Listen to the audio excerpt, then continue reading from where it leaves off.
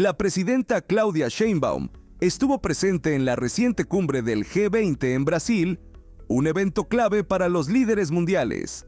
En su intervención, destacó la importancia de México en espacios de diálogo multilateral, pero lo que realmente destacó fue la propuesta de México: destinar el 1% del presupuesto armamentista para financiar el programa Sembrando Vida, una iniciativa que busca transformar la realidad de miles de familias rurales y promover el desarrollo sostenible a través de la reforestación y la creación de empleo. Todo esto es gracias a Andrés Manuel López Obrador, quien le dio vida e implementó este programa.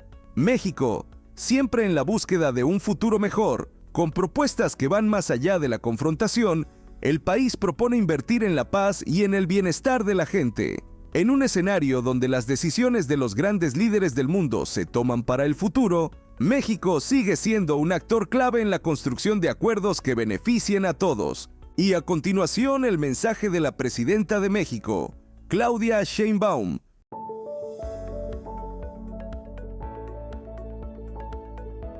¿Qué está pasando en nuestro mundo? Que en tan solo 2 años el gasto en armas creció casi el triple que la economía mundial. ¿Cómo es que la economía de la destrucción alcanzó un gasto de más de 2.4 billones de dólares? ¿Cómo es que 700 millones de personas en el mundo aún viven por debajo de la línea de pobreza? Resulta absurdo, sin sentido, que haya más gasto en armas que para atender la pobreza o el cambio climático. Reduciríamos la migración, el hambre, si tan solo elevamos la palabra amor por encima del odio, la generosidad de la persona humilde y desposeída por encima de la avaricia y el deseo de dominación. Me niego a pensar que somos capaces de crear la inteligencia artificial e incapaces de dar la mano al que se quedó atrás. Vengo a nombre de un pueblo generoso, solidario y sabio, a hacer un llamado a las grandes naciones a construir y no a destruir, a forjar la paz, la fraternidad y la igualdad. Llámenos idealistas, pero lo prefiero a ser conformistas. Hace apenas 6 semanas tuve el gran honor de convertirme en la primera mujer presidenta de mi país. Y no llegué sola. Llegamos las campesinas, las migrantes, las obreras, las profesionistas, nuestras abuelas, nuestras hijas y nuestras nietas. Llegamos todas las mujeres mexicanas. Pertenezco a una generación que luchó contra la represión, el autoritarismo, por la justicia social y la democracia, y provengo de un grandioso pueblo que decidió fundar por la vía pacífica una nueva historia para mi patria.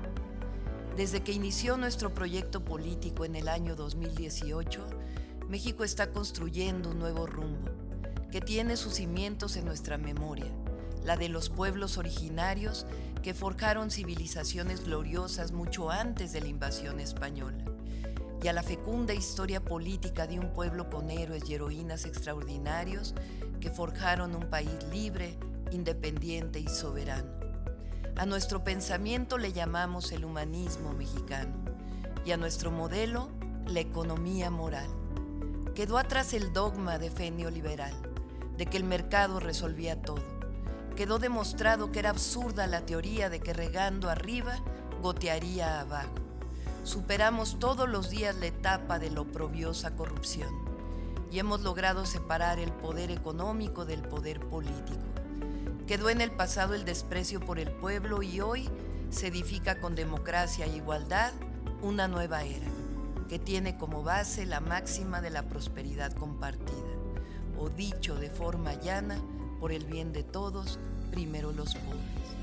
Gracias a ello, México es de los países de la OCDE menos endeudados, con menor tasa de desempleo. El salario mínimo aumentó al doble en 5 años. Se fortalece la educación y la salud pública como derechos, y el 80% de las familias recibe un apoyo de manera directa. Estamos en el récord histórico de inversión extranjera directa y reservas del Banco de México. Se construyen trenes, carreteras, puertos, aeropuertos. La pobreza se redujo en más de 9 millones de personas y disminuyen las desigualdades. Hay democracia, libertades, pluralidad y derecho a disentir. se fortalecen las instituciones de seguridad, de justicia y se construye paz. Uno de los programas más ambiciosos que hoy quiero proponerles lleva el nombre de Sembrando Vida. Consiste en dar a las familias pobres del campo un jornal, capacitación técnica para sembrar árboles maderables y frutales, así como otros cultivos.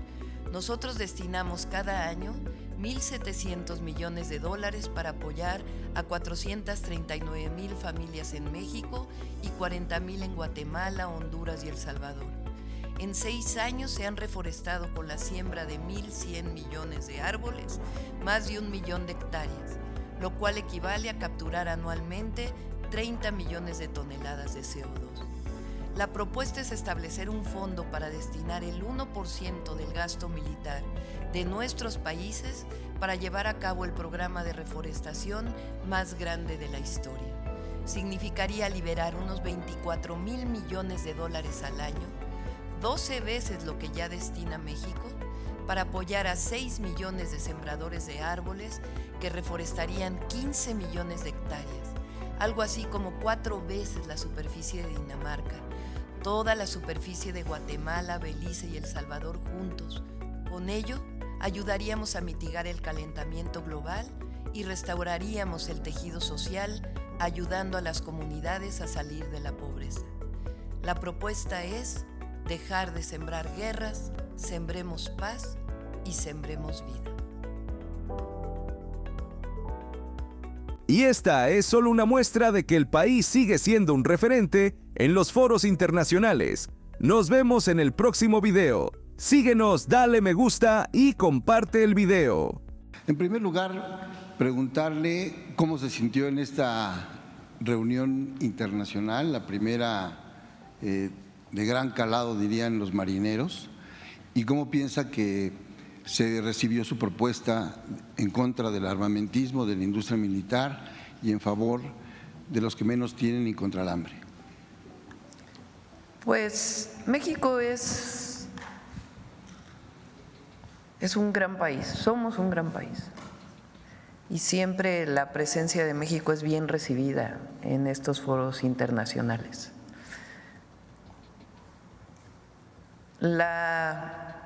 Son espacios que ayudan a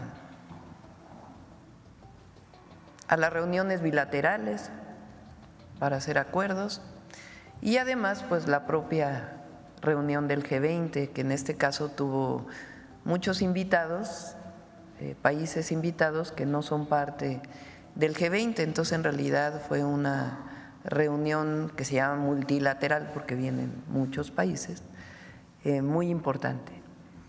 Ahora, yo creo que lo más importante y más en este momento es el llamado a la paz.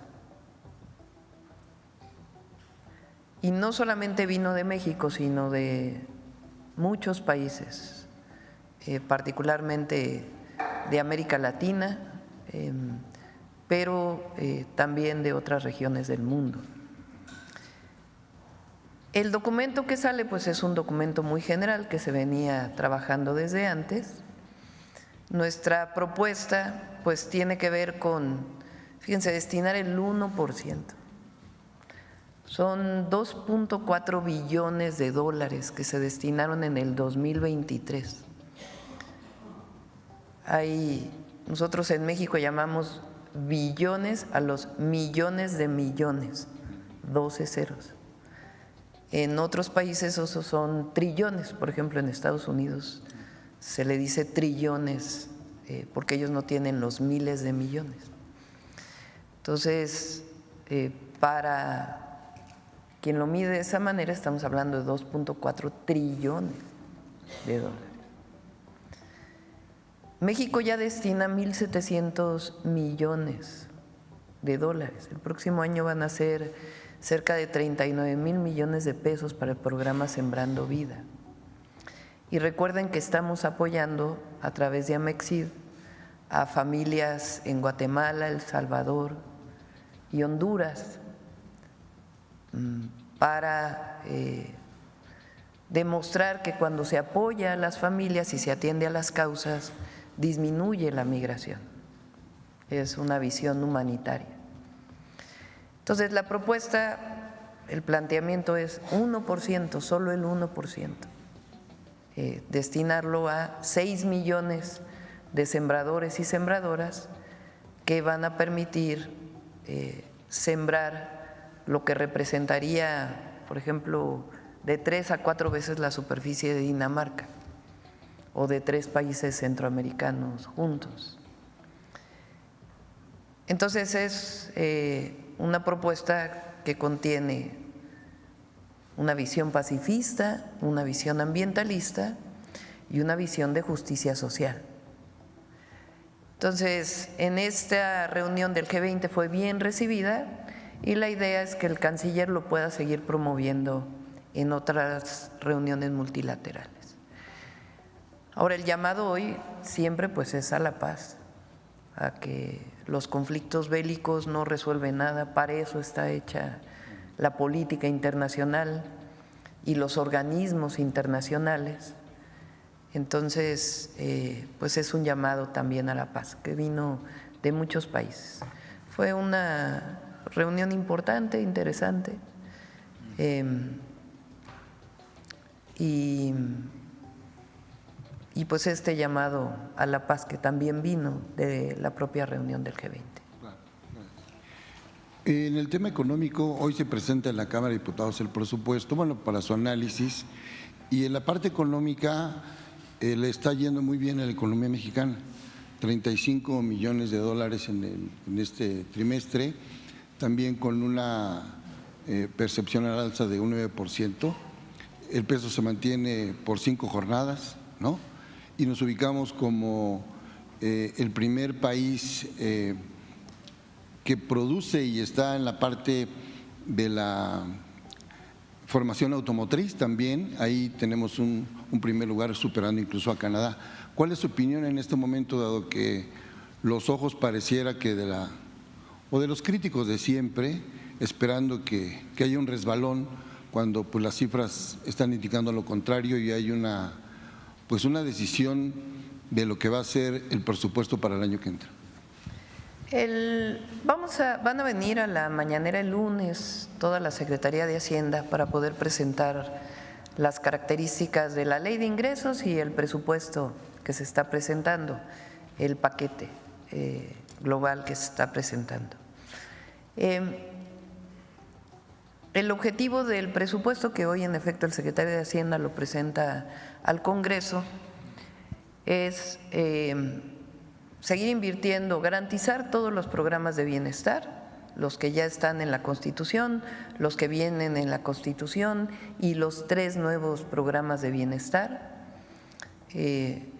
La Secretaría de Bienestar tiene un presupuesto como de 550,000 millones de pesos, pero en realidad todos los programas de bienestar juntos son cerca de más de 700,000 millones de pesos. Incluidos los 3 nuevos programas, el apoyo a mujeres de 60 a 64, el apoyo a niños y niñas, la beca universal, que el próximo año inicia con secundaria, y el programa de salud casa por casa para las y los adultos mayores. Además, que es importante, se ha dicho que el presupuesto en salud baja, es falso. El tema es que ahora aparece directamente en el IMSS Bienestar. El año pasado todavía aparecía una parte en lo que se llamaba INSABI y ahora viene completo para las 23 entidades de la República que ya están en el IMSS Bienestar, Entonces hay que sumarle al presupuesto de salud lo que está en el IMSS Bienestar. En el caso de educación hizo un comunicado la Secretaría de Hacienda. Hubo un tema ahí ahora les platico otras cosas, hubo una reducción en una parte que tiene que ver con los trabajadores de confianza. ¿Se acuerdan que hablamos del 5% de reducción en el gobierno central? Y ahí hicieron una reducción también en lo que tenía que ver con universidades públicas, cosa que se va a corregir porque no debe ser así. Está ya la subsecretaría de Egresos y el secretario de Hacienda trabajando con la presidenta de la Comisión de Presupuesto para que está muy claro cómo resolver ese tema. Entonces, el presupuesto en educación aumenta y el presupuesto que viene en las universidades de bienestar, que viene un aumento significativo, es para las universidades de bienestar y también de ahí lo que significa la nueva Universidad Rosario Castellanos y la Universidad de la Salud, está en ese capítulo presupuestal. Aumenta el presupuesto en vivienda. Entonces, si se fijan, los grandes derechos, los programas de bienestar, educación, salud, vivienda, aumenta el presupuesto. El presupuesto en inversión pública es de alrededor de 550,000 millones de pesos. Es un presupuesto muy importante para trenes, carreteras, agua. Esta disminución que se ve en el presupuesto de medio ambiente tiene que ver con que con agua, está asociado a medio ambiente, y terminan todas las obras estratégicas del presidente López Obrador, que fueron 15 obras estratégicas, y este año, el 2025, pues inician las nuevas obras estratégicas. Entonces, una parte pues es los proyectos ejecutivos, entonces ahí hay una pequeña disminución que tiene que ver con esto, pero está contemplado los proyectos estratégicos de los que habíamos hablado. En carreteras también se terminaron los proyectos estratégicos, tiene que haber una parte para los proyectos ejecutivos, pero también hay presupuesto y está el presupuesto de los trenes para terminar Tren Maya, con el tren de carga, el interoceánico con la línea K, está el presupuesto para los nuevos trenes a Querétaro y a Nuevo Laredo y hacia el Pacífico, y el tren México-Pachuca ya está contemplado ahí. Entonces hay presupuesto de inversión. Ahora, ¿qué hacemos? Por ejemplo, tomé la decisión de que no aumente el salario en los 6 años que estemos aquí de la presidenta ni de todos los funcionarios, servidores públicos de confianza de alto nivel. No va a haber aumentos en términos ni reales ni nominales. Se mantiene el salario de la presidenta, de todos los secretarios, de todos los directores generales, de todos los jefes de unidad. Hay una disminución que no afecta a la operación en algunas áreas que todavía podían disminuir. Entonces es un presupuesto muy responsable. ¿Qué más? Por ejemplo, estamos estimando un crecimiento económico de alrededor de 2.3%. Hay quien dice que no va a ser así, sí va a ser así. Vamos a estar trabajando. El secretario de Economía tiene un portafolio de inversiones muy importante para México. Y además estamos trabajando en una serie de acciones de inversión mixta que son muy importantes. Se acabaron las viejas APPs, pero hay espacio para inversión sin perder soberanía, y otros esquemas de inversión que tenemos muy claros en distintas áreas de la economía nacional. No va a aumentar la deuda en relación al PIB. Este año hubo un ligero aumento de la deuda, entre otras cosas, por el tipo de cambio y otros temas, pero no estamos planteando, es decir, se mantiene la relación deuda-PIB.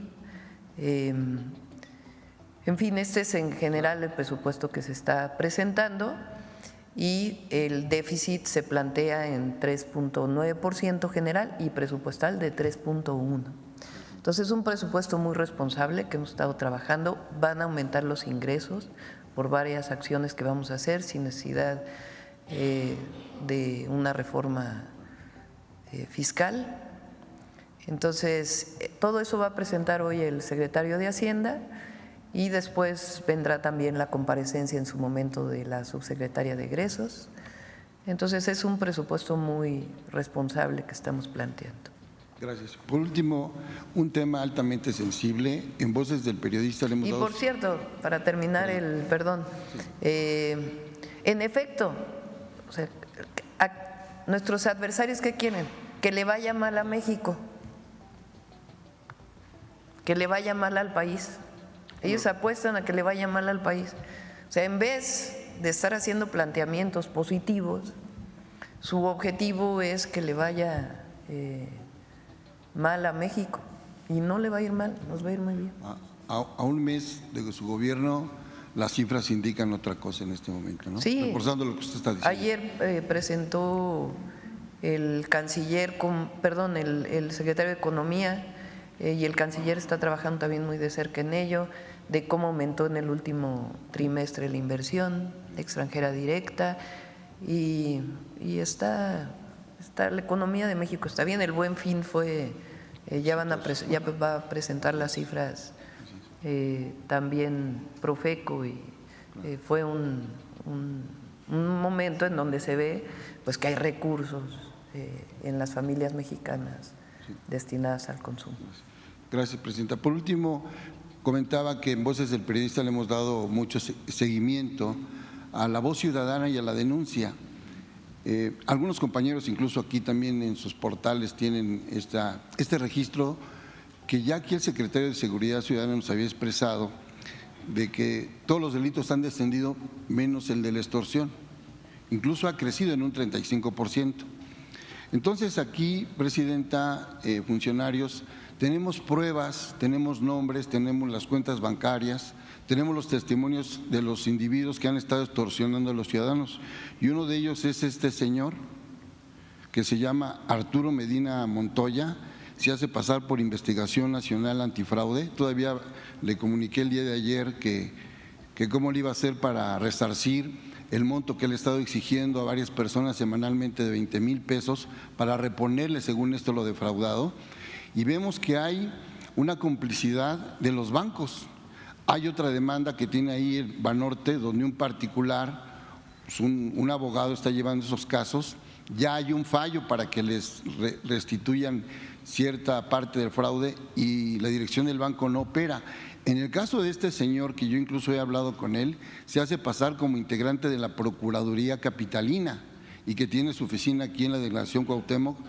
He asistido, nadie lo conoce y sigue hablando por teléfono con un cinismo rampante. Entonces, yo en este momento estoy pidiendo pues la protección, en este caso, para la víctima que está haciendo este señor. Su teléfono es el 56 23 21 17 58 y se llama Arturo Medina, se hace pasar por funcionario y le pueden marcar en este momento. Entonces pido que la Unidad de Inteligencia Financiera, la Procuraduría Capitalina, si es que tuviera que ver, porque el asunto, presidenta, viene de alguien que está filtrando los datos del Banco del Bienestar, porque le están hablando a las casas particulares de las personas y les dicen que les van a dar un monto, que entreguen sus cuentas y que les van a dar una nueva tarjeta a partir de que, yo tengo el seguimiento desde antes que se fue el presidente, un mes antes estamos con todo esto y continúa el fraude. Mi cálculo al menos es que a la semana estos individuos están llevando 5 millones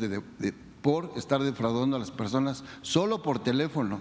Incluso esta fotografía que estoy mandando, yo dudo mucho que sea su identidad y él dice que tiene cédula y que lo puede ver en cualquier lugar. Entonces pido ahí, primero por la denuncia de una manera formal y si es necesario ir ante el Ministerio Público, yo tendré que hacerlo para resguardar, en este caso, la identidad de las víctimas. Es cuanto, presidente. Sí, si nos ayudas ahí con Adriana para que le pases todos los datos y que podamos atenderlo a partir de, y le daremos a la Fiscalía General también la información.